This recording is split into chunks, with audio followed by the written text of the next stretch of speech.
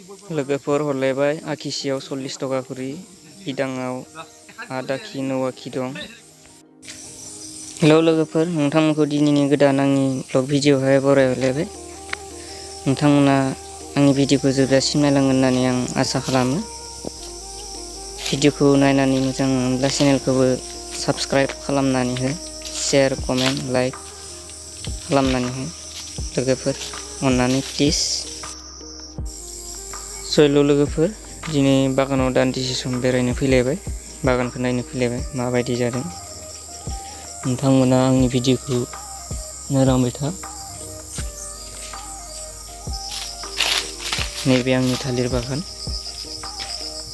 लोगोफोर, नै सोरनोबाफोर थालिर फुलि नांगौब्ला कन्टेक्ट खालामनो हागोन लोगोफोर आंनियाव।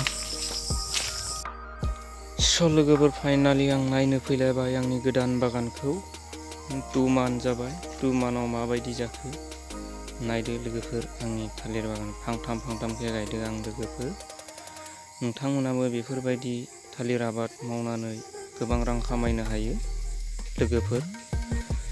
माने बिगायाव 500 थालिर दंफां गायनो हायो बिगा हायाव। गुवारा जाबाय, गुवारखौ आं 12 फुटाव गायदो लोगोफोर, आरो गेसेबा जाहैबाय 9 फुटाव। बेफोरबायदि गुवाराव गायोब्ला एसे मोजां जायो थालिर लोगोफोर। आं फांथामखे गायदो सबसेयाव। थांनाय बोसोराव आङो फांनैखे गायदोंमोन, नै देग्लाय आरो फांथाम गायबाय। थालिर फुलि गायनाया 2 मान्थ जाबाय लोगोफोर। दिनै दानलायबाय लोगोफोर आखि 40 टकाके। नै नायनानै ला, खंखिया 12टा 18टा, आखियाव 8, 9, 10 दङ दांसेयाव लोगोफोर। नोंथांमोनाबो बेफोरबायदि थालिर आबाद मावनानै गोबां रां खामायनो हायो लोगोफोर। ओरैनो बेकार थास्लायस्लाय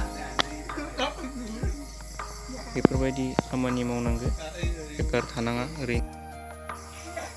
आरो नैफोरखौ सप्तासे थानानै दानगोन लोगोफोर। नै माबायदि नाय, नै बेखौबो दानदो दिनै लोगोफोर। नायनानै ला माबायदि 8, 9, 7 आखि फैसा दङ दांसेयाव। खंखियाफोर 12 बेफोरबायदि लोगोफोर। नोंथांमोना ओरैनो बेकार थानो नाङा, बेफोरबायदि थालिर आबाद माव। सोरबाफोर गोजानाव खामानि मावनो थांलायनाङा।